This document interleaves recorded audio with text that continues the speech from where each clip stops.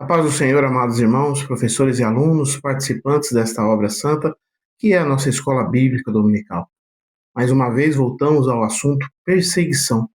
Através do exemplo da igreja primitiva, pelo estudo da palavra de Deus, nós podemos observar que a verdadeira igreja, a genuína igreja cristã, será perseguida.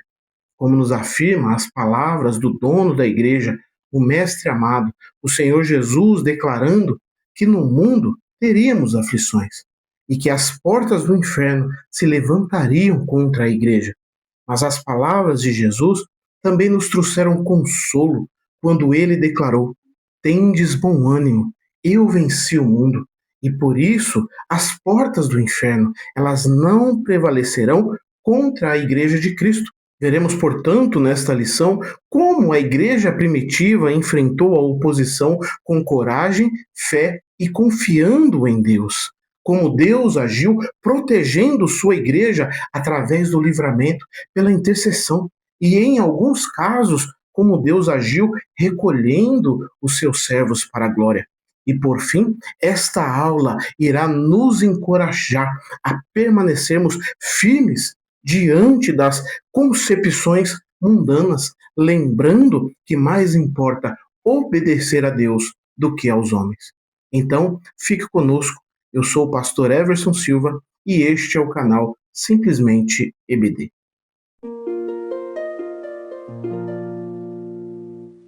Iniciamos mais uma lição na revista do terceiro trimestre de 2025, cujo tema é a Igreja em Jerusalém, doutrina, comunhão e fé, a base para o crescimento da igreja em meio às perseguições.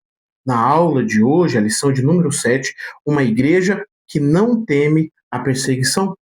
O nosso texto áureo vai afirmar: Porém, respondendo Pedro e os apóstolos disseram: Mais importa obedecer a Deus do que aos homens. Atos capítulo 5, verso 29. A verdade prática diz: em relação à verdadeira igreja cristã, há duas verdades inegáveis. Primeiro, a igreja será perseguida. Segundo, Deus a protegerá. E a nossa leitura bíblica em classe se encontra no livro de Atos dos Apóstolos, no capítulo 5, versos 25 ao 32, e no capítulo 12, versos de 1 a 5. No comentário da nossa lição, a introdução vai afirmar: desde o início, a igreja enfrenta oposição e perseguição. Por sua própria natureza, a fé cristã atrai sobre si a rejeição e a perseguição. E isso porque a fé cristã, por defender princípios exclusivos, muitas vezes se choca com os valores seculares e mundanos. Em Atos, no capítulo 5, a partir do verso 17, o ministério de cura dos apóstolos provocou o segundo ataque por parte das autoridades. Da mesma forma que a cura milagrosa do coxo tinha provocado o primeiro ataque. Os líderes religiosos, eles não se dobraram diante das evidências, diante do poder de Deus. Ao contrário, eles endureceram-se ainda mais. E agora, em vez de se converterem à fé cristã, a genuína fé cristã, eles queriam matar os apóstolos. E como a igreja fiel, ela não mudou, as perseguições ainda persistem nos dias de hoje. Mas o mesmo Deus que guardou a igreja primitiva, a igreja mãe, a igreja de Jerusalém, ele tem nos guardado até os dias de hoje. Como vai afirmar o final da nossa introdução? Vemos ao longo da história da igreja o Senhor agindo de diferentes formas para dar livramento e vitória ao seu povo. E isso Deus faz capacitando e dando poder ao seu povo para viver neste mundo hostil. E agora no tópico 1, a igreja perseguida.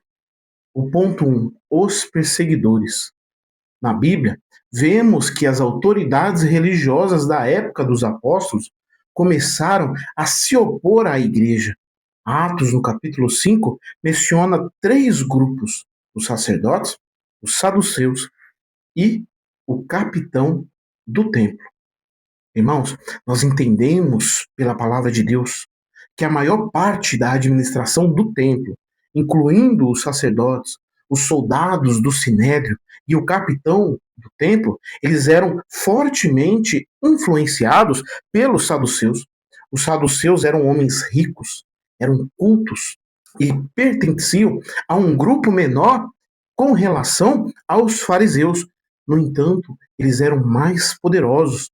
Os saduceus, eles seguiam apenas a Torá, o Pentateuco, os 5 primeiros livros do Antigo Testamento. Eles não acreditavam na tradição oral como faziam os fariseus. Eles eram mais flexíveis com relação à lei e fortemente influenciados pelos gregos. Eles não davam importância ao mundo espiritual como a ressurreição e a doutrina dos anjos. Eles focavam mais na riqueza e no poder político. E vemos aqui que, assim como na morte de Jesus, mais uma vez a iniciativa de perseguição contra os apóstolos, ela foi tomada pelo sumo sacerdote e pelo grupo dos saduceus dentro do sinédrio, como a Bíblia vai nos mostrar em Atos dos Apóstolos, no capítulo 4.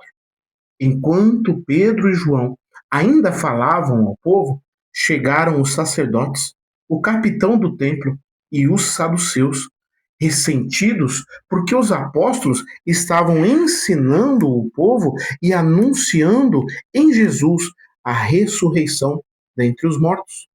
E agora, no nosso ponto 2, esferas da perseguição. A perseguição dos judeus aos cristãos se dava em 2 esferas: a religiosa, por verem a mensagem de Cristo como ameaça, e política. Os romanos procuravam aumentar o capital político com os judeus. Com relação à esfera religiosa, nós entendemos pela palavra de Deus que o cristianismo, ele não é uma continuação do judaísmo, ele é um cumprimento do judaísmo. Jesus veio cumprir o que o Antigo Testamento ensinou, profetizou sobre o Cristo, como vemos em Mateus no capítulo 5, que afirma: não pensem que vim revogar a lei, disse o Senhor Jesus, ou os profetas. Não vim para revogar, mas para cumprir. E também no caminho de Emaús, onde Lucas afirma: e começando por Moisés e todos os profetas, explicou-lhes o que constava a respeito dele em todas as Escrituras. E o cumprimento dessas profecias nos conduz à origem da igreja cristã. Igreja que crescia na oração, no estudo da palavra, na pregação, no amor, no exemplo, como nós já estudamos neste trimestre. E esse crescimento legítimo da igreja de Jesus gerou ciúmes naqueles que têm na religiosidade e não em Jesus a base da sua fé. Os saduceus, assim como os fariseus e outros grupos, acreditavam em preceitos humanos para conduzir a obra de Deus. E eles estavam cientes que a obra de Deus, conduzida por concepções humanas, ela não funciona. Como bem nos alertou Gamaliel a declarar: se este plano ou esta obra vem de homens, será destruído. Mas se vem de Deus, vocês não poderão destruí-los e correm o risco de estar lutando contra Deus. E como a lição afirma, a inveja, portanto, provocou a ira desses líderes. Enquanto a igreja crescia, o velho judaísmo farisaico regredia. Já sobre a esfera política, a perseguição ocorrida a partir do capítulo 12 do livro de Atos, ela é iniciada por intermédio do rei Herodes. Este Herodes era neto de Herodes o Grande, o perverso rei que mandou matar as crianças de Belém. E era sobrinho de Herodes Antipas, que matou João Batista e zombou do Senhor Jesus.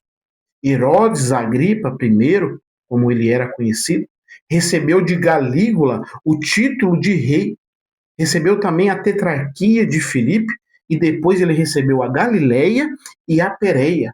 E após a chegada de Cláudio ao comando de Roma, a Judéia e Samaria também foram acrescentados ao reinado de Herodes.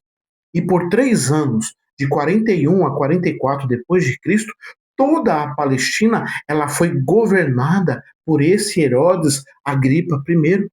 E para manter o favor dos líderes e dos principais sacerdotes, Agripa havia prendido alguns cristãos para maltratá-los. Ele já havia passado Tiago, irmão de João, ao fio da espada e agora prendera Pedro na prisão, o que é confirmado pelo final do ponto 2 que diz: mandou executar Tiago e prender o apóstolo Pedro, sabendo que Pedro era um líder de destaque entre os apóstolos. Queria com isso aumentar o seu capital político perante os judeus que se opunham à igreja. E o nosso ponto 3 desse primeiro tópico diz: a igreja enfrentará oposição. A igreja sempre enfrentará opositores, de um jeito ou de outro. O nosso ponto 3 começa com essa importante afirmação. Cabe aqui apontarmos novamente para a verdade prática que diz: em relação à verdadeira igreja cristã, há duas verdades inegáveis. Em primeiro lugar, a igreja será perseguida. Porém, em segundo lugar, Deus a protegerá. E com relação à perseguição, o ponto ainda afirma: a perseguição acontece porque o cristianismo bíblico, por sua natureza, acolhe a todos, mas também estabelece princípios para quem deseja segui-lo. A liberdade que o mundo oferece, irmãos, é a escravidão do pecado. Entretanto, nós somos libertados desta escravidão, nos tornando servos do Senhor Jesus. Só então, só nos tornando servos de Cristo, que agimos livremente, mas dentro dos preceitos bíblicos cristãos. Nós não agimos de forma aleatória. Pelo contrário, é a palavra de Deus que rege o nosso viver. Essa é a liberdade que incomoda o mundo e que é instrumento de Satanás para atacar a igreja. E com relação à proteção divina, nós temos o tópico 2 que aponta a igreja protegida. No ponto 1, um anjo de Deus. Lucas destaca que em meio à perseguição, Deus provê livramento para os apóstolos. A igreja não era apenas perseguida, mas também protegida. Aqui a igreja contou com a presença de anjos, seres de natureza totalmente sobrenatural. Os anjos, eles são ministros de Deus em favor dos que herdam a salvação. O ministério deles pode ser visto tanto no Antigo Testamento quanto no Novo Testamento. O anjo de Deus lhe ofereceu livramento, mas também ofereceu a Pedro comissionamento, ou seja, os apóstolos não foram libertados da prisão simplesmente para escapar. Os anjos declararam aos apóstolos: vão ao templo e digam ao povo todas as palavras desta vida. Vemos a atuação dos anjos com dois objetivos primordiais. Primeiro, guardar o povo de Deus, e em segundo lugar, o anúncio da palavra de Deus. A igreja ela é guardada, ela é protegida, sobretudo para anunciar o evangelho da salvação. E no ponto 2, a intercessão da igreja. Herodes aprisionou Pedro com a intenção de agradar os judeus, como nós já vimos no ponto anterior. E pelo fato de não se poder julgar ou executar ninguém durante os 7 dias da festa dos pães asmos, Herodes planejava executar Pedro após a Páscoa para evitar tumulto.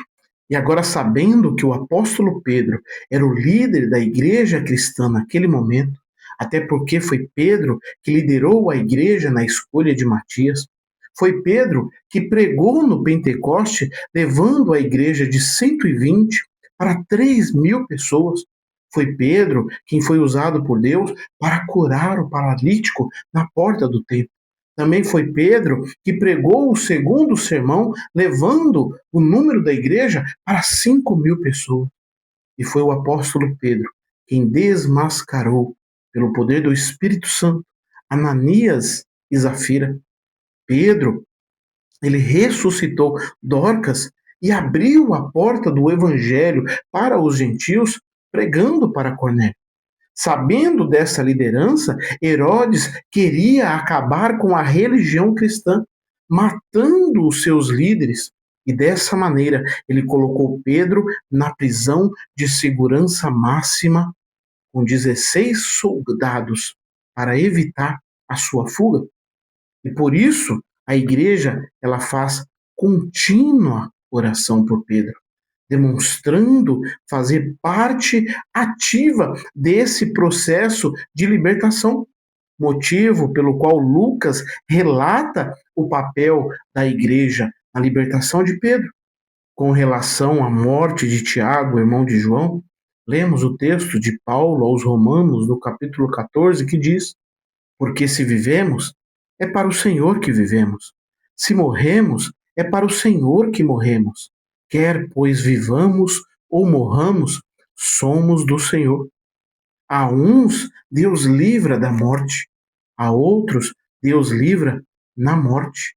A galeria dos heróis da fé, em Hebreus, no capítulo 11. Lá, uns foram libertos do fogo e da boca dos leões pela fé. Outros, pela fé, foram mortos e cerrados ao meio. Uns, eles são libertos pela fé. Outros morrem pela fé. Uns seguem lutando aqui na terra. Outros permanecem celebrando lá no céu. E Deus é Deus quando nos livra da morte e quando nos leva para a sua presença através da morte. O mesmo salmista que glorifica a Deus pelo livramento da morte, diz que preciosa é aos olhos do Senhor a morte dos seus santos, como afirma o final do ponto 2. A morte de Tiago é mencionada anteriormente e não temos uma explicação no texto bíblico do porquê Tiago não foi libertado. Contudo, esse evento certamente causou um impacto na igreja, levando-a a orar ainda mais fervorosamente por Pedro. Deus respondeu à oração da igreja e libertou Pedro. E no ponto 3, o valor da oração. Este ponto apresenta alguns exemplos importantes do efeito da oração na história da igreja. Thomas Watson, ilustre puritano, afirmou: o anjo buscou Pedro na prisão, mas foi a oração que foi buscar o anjo. Matheus Henry, conhecido teólogo protestante, afirma que as orações e as lágrimas são os braços da igreja. E como a revista apontou lá no ponto 2, o mesmo texto bíblico que mostra um anjo no cenário da libertação de Pedro também revela a igreja como um agente ativo nesta libertação. Não teria sentido Lucas destacar o papel da igreja intercedendo por Pedro se isso não tivesse nenhuma relevância. No verso, e assim Pedro estava guardado na prisão, mas havia oração incessante a Deus por parte da igreja a favor dele, chama a atenção as características em relação a essa reunião de oração. Em primeiro lugar, nós podemos ver neste versículo que essa oração era dirigida a Deus. O verso diz: mas havia oração incessante a Deus. Orar é associar-se ao mais forte, é conectar-se à sala do trono. Em segundo lugar, a igreja estava reunida para orar. O verso diz: oração incessante a Deus por parte da igreja. A igreja unida em oração, ela pode mover os céus, abalar o inferno e provocar grandes mudanças na terra.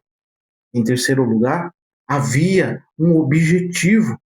O verso ainda diz: oração incessante a Deus por parte da igreja a favor dele, a favor de Pedro.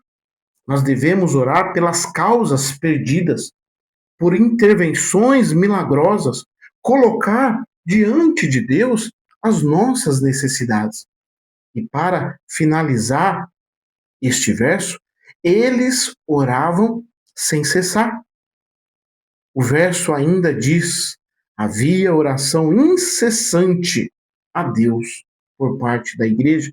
Eles não desistem, não duvidam, eles não se cansam, eles permanecem bombardeando os céus, agarrados a Deus como Jacó.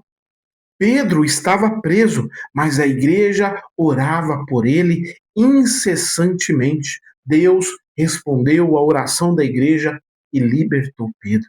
E depois de estudarmos no tópico 1 sobre a igreja que foi perseguida, passarmos pelo tópico 2 falando da igreja que pela oração foi protegida, nós vamos agora estudar sobre a igreja destemida. Ponto 1. Testemunho com poder. Como já afirmamos, conforme os versos 19 e 20 de Atos dos Apóstolos, no capítulo 5, os apóstolos foram soltos pelo anjo do Senhor para que continuassem a pregar o Evangelho. O anjo de Deus e os apóstolos, eles não respeitaram as ordens absolutistas e arrogantes dos líderes judaicos. Não apenas anunciavam o Evangelho, mas o faziam no templo, o território dos sacerdotes. E isso só pode ser realizado no poder do Espírito Santo, como nos afirma a lição. Vemos o Espírito Santo operando por todo o livro, mesmo quando o seu nome não é mencionado. Ele é a fonte de poder da igreja. Sem o Espírito Santo, a igreja perde o seu testemunho e se torna inoperante. Entretanto, meus amados, nós precisamos nos perguntar: o que é agir no poder do Espírito Santo? Agir no poder do Espírito Santo é dar lugar à terceira pessoa da Trindade Divina através da leitura da palavra. É examinar as Escrituras, porque elas testificam de Jesus, o nosso Senhor. Conhecer as Escrituras é conhecer o caminho pelo qual nós devemos andar na obra de Deus. E se as Escrituras apontam para esse caminho, a oração, ela nos fortalece para seguir firmes no caminho, porque a oração, ela é quebrantamento, ela é dependência, ela nos posiciona diante dos propósitos divinos revelados na palavra de Deus. E certo pregador afirmou que na vida do cristão, ler a Bíblia e orar é tão importante para o crente ser usado por Deus, quanto cada uma das asas de um pássaro é importante para que ele possa voar. E agora no ponto 2, convictos de sua fé. Lucas registra a ousadia do testemunho de Pedro. Neste texto, temos uma clara defesa dos valores cristãos. Ele demonstra que a igreja primitiva não negociava sua fé, mesmo que isso lhe custasse caro. O texto de Atos, no capítulo 5, afirma: então Pedro e os demais apóstolos afirmaram: é mais importante obedecer a Deus do que os homens. O Deus de nossos pais ressuscitou Jesus, a quem vocês mataram, pendurando-o no madeiro. Este texto, ele trata da questão da desobediência civil. Os apóstolos desobedeceram às autoridades constituídas. As ordens do Sinédrio pretendiam domesticar a consciência dos apóstolos. Os apóstolos afirmaram que a autoridade de Deus está acima da autoridade do Sinédrio e que para obedecerem a Deus estavam dispostos a desobedecerem às autoridades judaicas. O verso seguinte a essa declaração de Pedro demonstra que Pedro e os demais apóstolos não se intimidaram diante das ameaças do sinédrio. Eles continuaram a pregação, reafirmando a acusação de que aqueles líderes haviam matado e pendurado o Senhor Jesus no madeiro. Vemos assim que o custo de ser cristão é estar disposto a obedecer a Deus antes do que aos homens e suportar as consequências. De fato, a natureza da igreja é uma defesa consciente do que nós cremos. E isso deve fazer parte da nossa natureza cristã, da essência do verdadeiro cristão, pelo Espírito Santo que em nós opera. E essa atitude de defender o Evangelho não pode ser negociada. Encerramos esta aula com a conclusão que afirma: vimos como uma igreja capacitada pelo Espírito enfrenta perseguições. O cristão, portanto, ele não deve se assustar com as perseguições. No contexto do cristianismo bíblico, essas perseguições são a regra e não a exceção. Ninguém gosta de ser perseguido. Contudo, a palavra de Deus, ela nos previne a respeito da realidade da perseguição cristã. O Senhor Jesus afirmou: no mundo tereis aflições, mas tende bom ânimo, eu venci o mundo. João 16:33. Isso não significa que o sofrimento ele deve ser um alvo a ser alcançado. Não, significa que nós devemos estar conscientes que não podemos evitar o sofrimento. Portanto, o nosso foco deve estar em Deus, pois é Ele quem pode nos guardar e nos capacitar, mesmo em meio ao sofrimento. Meus queridos, chegamos ao final de mais uma importante lição para a Igreja de Deus nos dias atuais. Deus abençoe a sua aula, Deus abençoe o seu ministério, Deus abençoe a sua vida, a paz do Senhor Jesus e até a próxima aula, se Deus assim nos permitir.